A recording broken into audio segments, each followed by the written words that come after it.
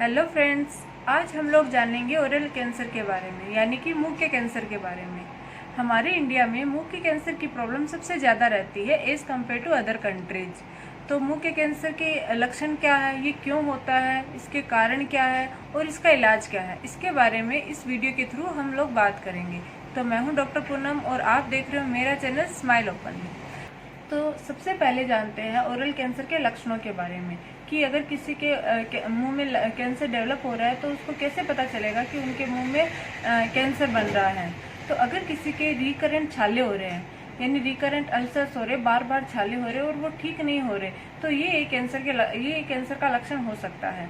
इसके अलावा अगर वाइट पैचेस है जीभ पे या फिर टंग पे, म्यूकोसा पे, गाल पे, जिंजाइवा पे, अगर किसी के वाइट छोटे छोटे पैचेस से दिखाई दे रहे हैं उनको, तो वो भी एक कैंसर का सिम्टम हो सकता है। इसके अलावा कोई स्वेलिंग है और वो स्वेलिंग ठीक नहीं हो पा रही है, डॉक्टर को दिखाने के बावजूद भी वो स्वेलिंग ठीक नहीं हो पा रही है, या कोई गांठ सी अगर सिस्ट या गांठ जैसा कुछ भी उनको महसूस हो रहा है, तो वो भी कैंसर का लक्षण हो सकता है।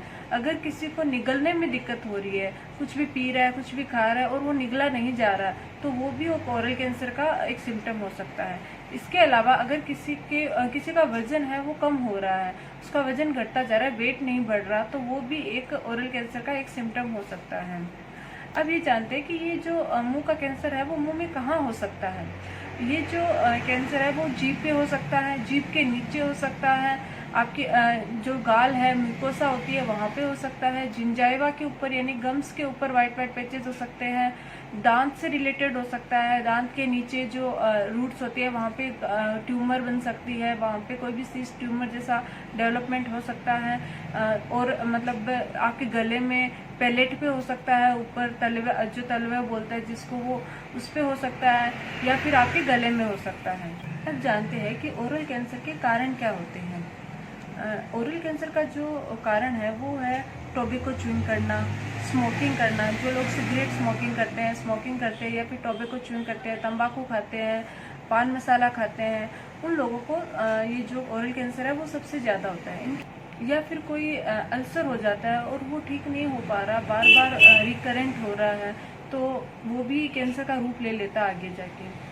इसके अलावा अगर मुंह की मतलब ओरल हाइजीन अच्छे से मेंटेन नहीं रखते, जो लोग सफाई नहीं रखते, उनको भी कैंसर होने की संभावना बढ़ती है। अब जानते हैं ट्रीटमेंट के बारे में।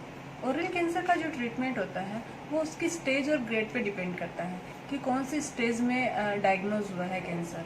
अगर आपकी स्टेज फर्स्ट है, सेकेंड स्टेज है, थर्ड स्टेज है, उस पर वो ट्रीटमेंट है वो रिस्पॉन्ड करता है। जैसे ही किसी को पता चलता है कि उसको लगता है कि उसके मुंह में कैंसर हो सकता है, तो उसको अपने नियरेस्ट डेंटिस्ट के पास जाके दिखाना चाहिए सबसे पहले तो। और आपका जो भी डेंटिस्ट होएगा, वो जैसे उसको लगेगा कि उनके कैंसर की प्रॉब्लम हो सकती है, वो उनको ओरल सर्जन के पास भेजेंगे। और ओरल सर्जन है वो उसका एक मतलब बायोप्सी करेंगे, उसका एक छोटा सा पोर्शन है जहाँ कैंसर उनको लगेगा, वहाँ का एक छोटा सा पोर्शन है, उसको लेके उसको डिटेक्ट करने के लिए लैब में भेजेंगे, बायोप्सी करेंगे कि ये कंफर्म करने के लिए कि ये कैंसर है या नहीं है। जैसे कंफर्म हो जाता है कि ये कैंसर है, तो फिर उसका ट्रीटमेंट प्लान करते हैं। बायोप्सी के अलावा FNAC टेस्ट भी करवाते हैं। कुछ अगर स्वेलिंग या कुछ भी लग रहा है तो वो एक FNAC टेस्ट होता है जिसको fine needle aspiration cytology test बोलते हैं, वो करवाया जाता है। इन सब के अलावा MRI, CT स्कैन, पैट, ये भी टेस्ट बाद में जैसे डायग्नोस हो जाता है कि ये कैंसर है, तो ये सारे टेस्ट उनके किए जाते हैं जिनके भी ओरल कैंसर की प्रॉब्लम होती है। अब बात करते हैं ट्रीटमेंट के बारे में। अगर कोई ट्यूमर है या कोई भी सिस्ट ट्यूमर कुछ भी है कैंसर की, तो सबसे पहले तो उसकी सर्जरी की जाती है। सर्जरी करके उसको रिमूव कर दिया जाता है। सर्जरी करने के बाद, उसको रिमूव करने के बाद उसकी रेडियोथेरेपी और कीमोथेरेपी की जाती है। मुंह से रिलेटेड कुछ कैंसर ऐसे भी होते हैं जिनकी सर्जरी करने की ज़रूरत नहीं पड़ती है, उनकी सिर्फ रेडियोथेरेपी या फिर कीमोथेरेपी करने से भी उनका ट्रीटमेंट हो जाता है। रेडियोथेरेपी में जितने भी जो कैंसर सेल्स होते हैं उन पर छिकाव किया जाता है और उनको डिस्ट्रॉय किया जाता है।